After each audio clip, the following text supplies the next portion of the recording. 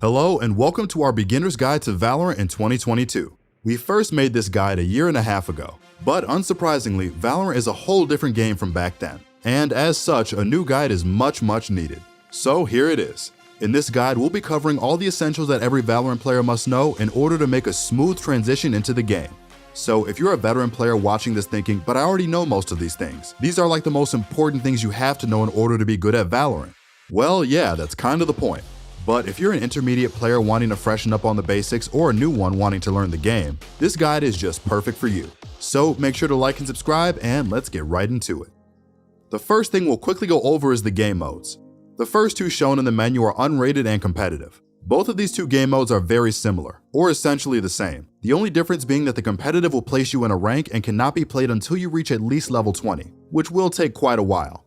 And in competitive, as this is a ranked and rated game mode, overtimes, which can happen if after 24 rounds no team has won, will be a bit longer in order to be more fair. But more about that and the game mode itself later. Generally, this is considered to be the main game mode of Valorant and is the normal way to play the game. They have a primary objective which depends on your side, and both of these have different objectives, which we'll talk about later. Both teams get 12 rounds on each side, or at least until one of the two teams wins 13 rounds total. The two sides are attacker and defender, which we'll go more in depth about in this mode later. Also in the lobby are two party game modes, one permanent, one being Spike Rush, and one being a rotating other game mode. Spike Rush is a faster variant of the normal game mode, with also a lot more chaotic aspects and wacky things happening all at once. Every attacker carries a spike, and orbs that have the potential to massively change the course of a round are spawned all over the map. People play this game mode to relax from the stress and pressure from normal games and play Valorant in a more chill setting. The other party game, like I mentioned, is rotational and changes over the course of the year. Although currently it is Escalation, that being a goofy deathmatch style party game where two teams compete to finish the arms race first. You'll start with standard guns like the Vandal and Phantom, but eventually you'll have to kill with Sova shock darts, raise boombots, and other chaos-inducing abilities. Perhaps it's not the best game mode to practice, but it sure as hell is fun. Also in the lobby are two other main game modes, that being Deathmatch and Custom Games. Deathmatch is basically a practice tool. If you die, you respawn in 1.5 seconds, and you can buy any gun you like at all times. There's no teams, and the first person to 40 kills wins. People use this to practice their gun skill, relax, or simply work on their mechanics like aim and movement. Custom games are another tool that you can use to practice on your own empty maps, but more often than not, it's used to play with and against friends, or to play 5v5 games team versus team. Lastly, to the left of the start button, there will always be a smaller gray button that allows you to enter the range, where you have a shooting range and two practice tools both for planting and defusing the spike. More about that later. So now that we've established the lobby, let's talk about the normal game mode and its objective. So in Valorant Ranked and Unrated, the goal is pretty simple and depends on your side. Generally, a round can be won in one of two ways, and you need 13 rounds total in order to win a game. Firstly, you can simply eliminate all 5 of your opponents as the game is played 5 versus 5. If your team is the last one standing without the other team having completed the objective beforehand, your team wins the round. If you're on the attacker team, your goal is to bring the spike, which can be picked up in spawn by a player at the start of the round to one of the bomb sites. Plant the spike there and let it explode. The defenders are trying to do the exact opposite, which is prevent the attackers from planting the spike, and otherwise defuse it before it explodes. If they manage to force the attackers to run out of time, which by the way is a minute 40, the defenders also win. So yeah, pretty simple stuff. Two teams, one is trying to get onto a bomb site and plant the bomb, and the others are trying to prevent that. In order to balance the game, the attackers are spawned further away from the bomb sites, meaning that the defenders have the advantage of being able to hold their ground and set up for an inevitable attack, while attackers have the advantage of being able to bring bigger numbers to a site. There's multiple bomb sites, which all should be held by the defensive site, and that while the attackers know where they want to go and the defenders don't. Alright, so before you actually start playing games, there's a few more things we should discuss. That being the fundamentals, some rules of the game, how the economy works, how the different agents and roles they fill, and lastly the different maps. But before we do that, let's quickly go over our question of the day. Today's question being, when did you start playing Valorant? Personally for me, I started playing all the way back on the first day of beta, and I've been playing ever since. So what about you guys? When did you start? Make sure to comment when you started down below in the comment section. In order to defend or get onto these sites, 4 things are very important: aiming, crosshair placement, movement, and abilities. The first 3 we'll talk about now. Valorant is a tactical shooter, which makes not only tactics important, but also mostly shooting. In order to shoot straight and have success, these 3 concepts of aiming, crosshair placement, and movement are important. Aim is what everyone instantly thinks about right away when they think about shooters, and generally it's just about being able to place your crosshair on targets. In Valorant, that being enemies and enemy abilities. Aim is important because if your aim isn't very good, it's easy to lose duels against players that you may have even outplayed tactically. Aim can be practiced in a multitude of ways, the most effective one being using aim trainers like AimLab. But you can also use practice tools like the range or deathmatch. We won't talk about training your aim too much in this video as we only have so much time. But if you want to improve that specifically, we have plenty of guides on our channel. So simply subscribe to keep up to date and check out the rest of our channel for our aim guides. Crosshair placement is another super important concept, arguably even more important than aiming, as it helps lessen the need for raw aim in a major way. Arguing over which is pretty pointless, but the gist of it is you want both to be as best as possible. With great aim and bad crosshair placement, you'll get out-aimed still by people with great crosshair placement and average aim, and the other way around as well. A healthy mix of both is key. So what is it exactly? Well, crosshair placement is placing your crosshair tactically in order to minimize the amount of aiming you'll actually have to do. Basically, it's putting your crosshair wherever you expect your opponents to be so that if they're indeed there, you can simply click and you'll barely have to do any aiming at all. Crosshair placement is closely linked to map knowledge, so it isn't always easy for new players, but you can easily practice it in deathmatch and customs. Just keep your crosshair at head level and try to track walls and corners as best as you can. If you actively put effort into the skill, it really will come with time as soon as you get more used to where players can be. Aim at head level at all times, and perhaps even watch pros or better players. Last of the three is movement, and that's got everything to do with the fact that for the most part, you really can't run and shoot. Certainly there are a few guns that make that statement a bit debatable, but the best weapons are to be used shooting stationary, meaning that being able to control your movement and quickly stop when you want to shoot is most needed. Quickly stopping in order to shoot is a movement technique called counter-strafing. It gets its name from the players countering their strafe by strafing shortly in the opposite direction. If you're going forward, you can counter-strafe by quickly tapping S. If you're going left, you can do the same with D, and so on. This is a technique that's best to practice by buying a Vandal in the practice range and moving in between your shots versus bots. It's hard at first, but becomes second nature quite quickly as long as you put in some practice. And if you want more in-depth tips with improving any of your fundamentals or exploring what each agent has to offer at the highest levels, make sure to come visit us at ProGuides.com, where our top-ranked players are more than happy to bring you up to speed with anything Valorant. Just click the link in the description if you're interested, and let's keep going. So let's go over a couple more important things about the game. Firstly, there's the spike. We already talked about it a bit, but it's time to go a bit more in depth. Rounds are 1 minute and 40 seconds long, and before the round ends, the attacker team will have to plant the spike in order to have a chance of winning the round. Spikes can only be planted on bomb sites. Then there's the designated planting area that'll light up if you're carrying the spike, like shown here. Planting the spike takes exactly 4 seconds, meaning you may need to start planting at least 4 seconds before time runs out or the defenders win. Then a 45-second timer starts before the bomb explodes. The only way defenders can now prevent the attackers from winning is by defusing the spike before it explodes. Defusing it takes 7 seconds, but it does have a checkpoint at the halfway mark, meaning that if a player defuses for at least 3.5 seconds but does not defuse the spike completely, it'll now only take an additional 3.5 seconds to fully defuse. The latest possible time you can defuse a spike is also indicated. You can see this by the white circle indicator. This means there's only 7 seconds left to defuse, so if you're already defusing and you see the indicator, you have enough time. Another major part about Valorant is the economy. In Valorant's main game mode, you have to buy guns yourself, meaning that you need to make wise economic decisions in order to be able to afford the best gear. The first round of each half, so the first round on either side, is always a pistol round, where everyone will be forced to use a pistol. Players only get 800 credits, and this allows them to buy either an upgraded pistol, utility, shields, or a combination of both. A better gun is obviously better in order to have a better chance of winning raw aim duels, while utility can allow you to take better fights, and shields are essentially extra health. There's 2 types, light shields and heavy shields. Light shields being an extra 25 health, and heavy being an extra 50.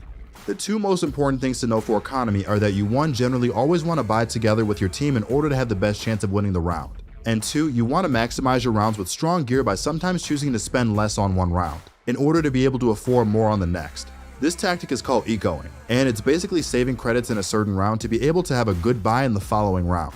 You can do this by looking at the buy menu and paying attention to the min next round text. Here, it'll showcase the minimum credits you'll have in the following rounds regardless of what happens. Remember that you need to have 4,500 credits to buy fully with most agents, but of course that also depends on how expensive your abilities are, and whether or not you used abilities in the previous round. You'll get more familiar with the economy over time, but for now, aiming for 4,500 credits minimum the next round if your team can't fully buy in the current one is always a pretty good idea. So what do we mean with a good buy? Well, we mean that you're able to purchase the best guns and most or even all of your abilities together with a heavy shield. The best 3 guns in the game are the Operator, an amazing one-shot kill sniper rifle, the Vandal, a great rifle especially suited for mid to long range, and the Phantom, the best rifle in the game anywhere but long range. Generally on defense, you want to have 1 Operator with 4 rifles. And on attack, you want to do the same or instead 5 rifles depending on your preferences. For the rifles, you want to focus on shooting your short accurate bursts of 2 to 4 bullets in order to be the most accurate. And at a close range, you can also spray if it's what you prefer. While using the Operator, you of course want to focus on being clean and slow. Missing shots with the bolt action sniper is a lot more punishing as it's going to be a while before you get your next shot in. So taking a little extra time to make sure you really hit is definitely something to be frowned upon. Of course, these tips were very general. So if you want to know more about the rifles, we have guides for all 3 of these guns. So you can definitely learn more by looking at the rest of our channel. So let's get started about agents and their abilities. Each agent has 3 basic abilities and an ultimate. One is a signature ability, meaning that the agent gets at least 1 of them for free, and the other 2 can be bought in the shop. The ultimate cannot be bought, but rather requires anywhere from 6 to 8 ultimate points. Ultimate points can be rewarded in a multitude of ways. The simplest way is by getting a kill or dying. Dying or getting a kill rewards the player with 1 ultimate point. So if a player gets 3 kills in a round and then dies, they in total get 4 ultimate points. Another way an ultimate point can be received is by planting or defusing a spike. And lastly, by picking up ultimate orbs which are spawned on fixed spots on the map each round. On every map but one, there's 2 spots where the ultimate orbs are spawned. But Fracture, which we'll talk about later, is an exception with 4 ultimate orbs ready to be collected each round. Although note, these ultimate orbs disappear after a round is won or the spike is planted. Additionally, it is important to realize that if you have enough ultimate points in order to use your ultimate, you stop saving up ultimate points even if you collect orbs, kill people, or plant the spike. At that point, ultimate points wise, it's pretty pointless. So saving your ultimate for the best possible scenario isn't always great as it can stop you from using your ultimate multiple times in a half. Okay, so each agent has different abilities and different roles. So let's go over all the agents role by role, starting with the duelists. The duelist role is one that's most popular. People enjoy playing duelists. As the name implies, they're best suited for finding duels and taking 1v1s. They for the most part have pretty self-sufficient kits and selfish abilities that allow them to thrive in 1v1s and win duels more easily. In a team, duelists are expected to find openings for the team by getting picks and go looking for 1v1s. On site takes and retakes, they're generally expected to go in first. But if you have multiple duelists or perhaps don't have the best duelist to entry, that might not always be the most effective way to play. The duelist role fields the most agents. Firstly, there's Jet. Jet is a staple of the meta as she is currently the best agent to wield the Operator because of her signature dash ability that allows her to quickly dash forward, backwards, and sideways. On top of that, she also has an ability that effectively allows her to dash upwards. She has a short duration smoke that she can throw on the fly, and her ultimate is 100% accurate weapon even while moving or jumping. On top of that, Jet is currently the only agent with a passive allowing her to hover in the air by holding down her jump key. Phoenix is another duelist that has a signature molly that can either heal him or hurt his enemies and allies. He also has a small wall that he can curve any way he likes, and he has 2 flashes. His ultimate is quite cheap at 6 points and allows him to walk out of his body and be able to run anywhere he likes for 10 seconds after he teleports back. If he dies while using his ultimate, he also teleports back and stays alive, although he does lose his shields. This ultimate is thus great for entering bomb sites first, as dying isn't a big deal. Neon is the newest agent in the game, at least currently, and she has her signature E which allows her to sprint and slide once every 2 kills. She also has a bouncing grenade that stuns twice and essentially 2 Phoenix walls combined, making it kind of like a new lane entrance. Another powerful entry tool. Her ultimate is a laser beam that does a whole load of damage at close range and is used in combination with her sprint. Raze is another duelist that has a signature grenade which does a lot of damage. She has 2 blast packs that allow her to blow up sage walls, do damage to opponents, or send herself flying. And she also has a robot that can clear buildings for her as it detects and blows up enemies unless they shoot it. Her ultimate is a bazooka which can one-shot kill and has great synergy with her blast packs. Reyna is another duelist that has an interesting kit that allows her to heal or go shortly invulnerable after kills. Additionally, she has a flash which needs to be shot in order to be effectively dealt with. Her ultimate buffs her 2 signature abilities, allowing her to heal automatically and making her dismiss not only invulnerable but also invisible. On top of that, she has unlimited orbs and shoots faster. Lastly, we have Yoru. He has a signature teleport ability which he can use to teleport or fake teleport. He has a clone that runs forwards and flashes opponents when shot, and on top of that he has flashbangs. His ultimate allows him to go invisible and invincible, and he can exit anywhere he likes, plus he can use utility while in it. If Duelist is something for you, we highly recommend that you start out with either Raze or Reyna as both have very easy to understand kits and definitely aren't bad. But if you want to play the best of the bunch, you could always decide to play Jet, although playing her properly might prove to be a bit more difficult. The next role we should mention is that of the Initiators. Initiators are essentially the role that has the best directly supportive kits, and they generally have pretty good synergy with the Duelists in order to get picks. Basically, they're what allows other teammates to thrive, but a lot of them have utility that can allow them to play off themselves. The first agent under this category is Sova. Sova has been a staple of the Initiator role ever since the beta began for the game. There hasn't been a single patch where Sova hasn't been meta, and he's always been consistently good.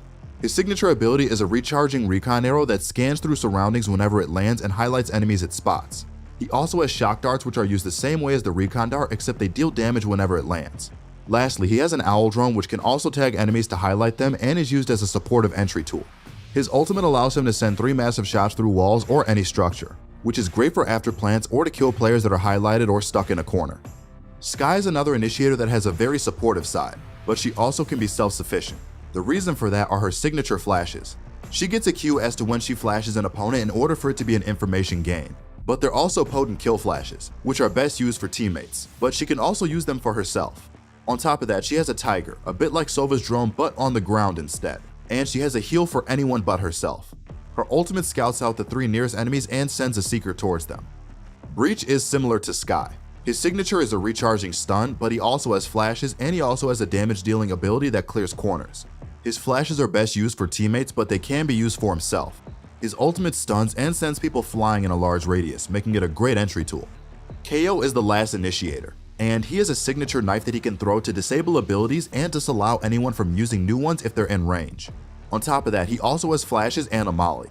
His ultimate disables people around him in a fairly large range, and it allows him to get downed instead of dying instantly whenever he dies.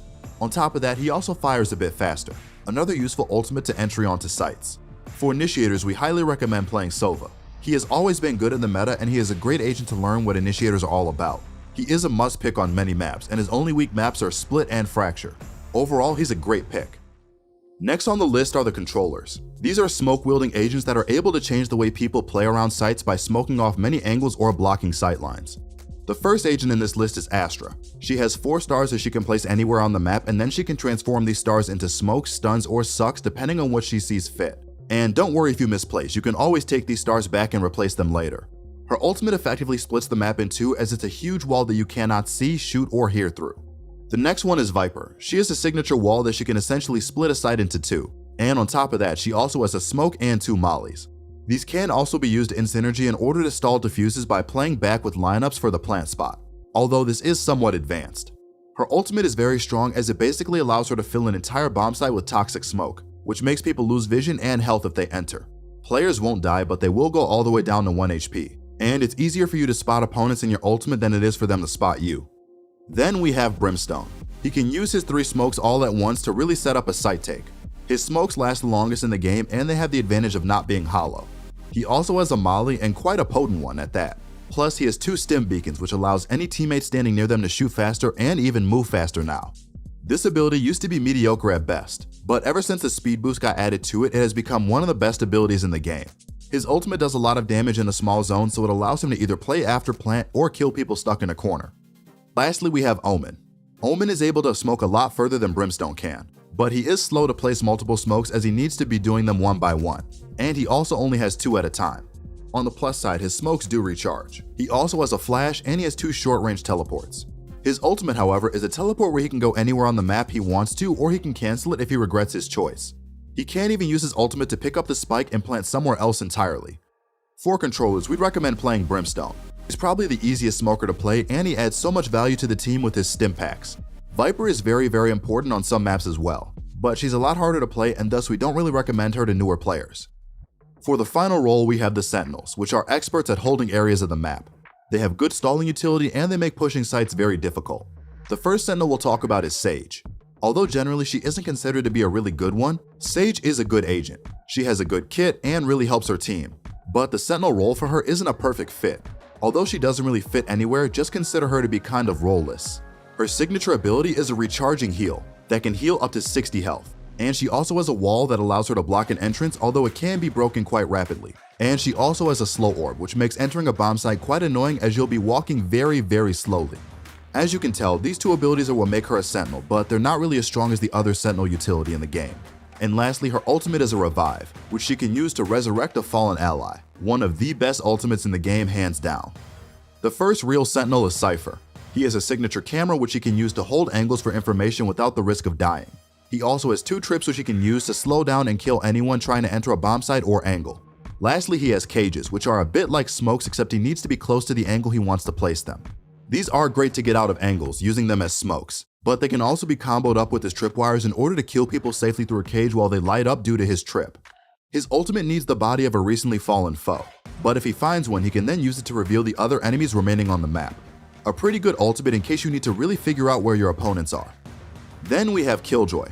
Her signature ability is a turret which any opponents it may spot it does a small amounts of damage to. More importantly though, it slows and tags them substantially, which makes it a major annoyance.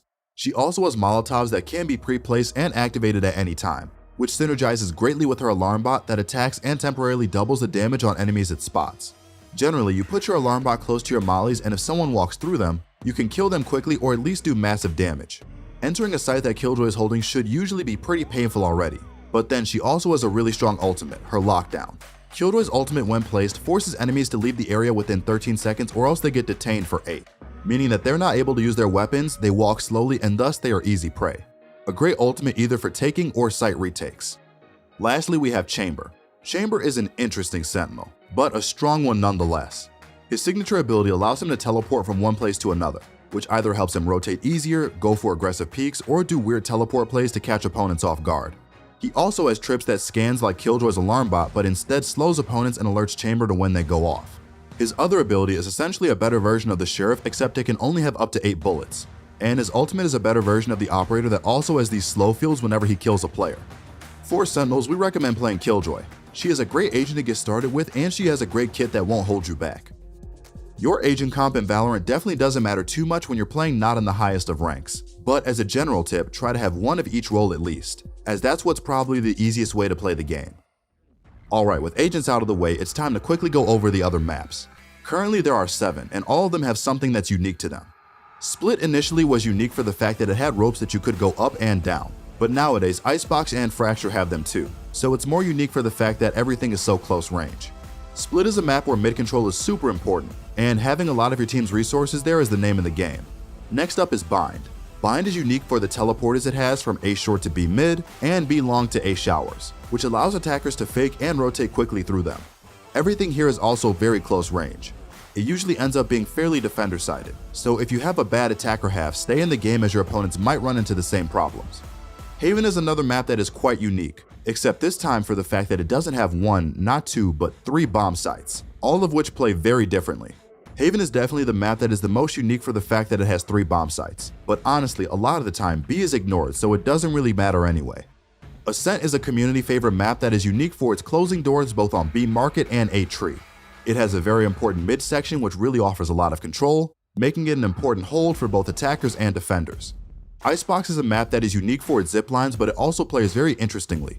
Viper on this map is pretty much a must pick both on A and B sites, and it's pretty difficult to play at a very high level.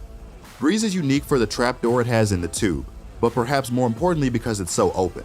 It being extremely open again means that Viper is more important, although without it you can work through mid, tube, and elbow and split all around the map to make site takes easier. Lastly, we have Fracture, another very unique map, but this time because the attackers can come from both sites and the defenders spawn in the middle. At first it might feel really weird to play, but it actually kind of works and makes it quite a fun map to play. Well guys, that's gonna wrap it up. Good to see you stuck along all the way to the end. And hopefully we answered all of your questions. If you have any left, make sure to comment them down below and we'll go over them there, or in future videos. Thanks for watching and make sure to subscribe and we'll see you in the next one.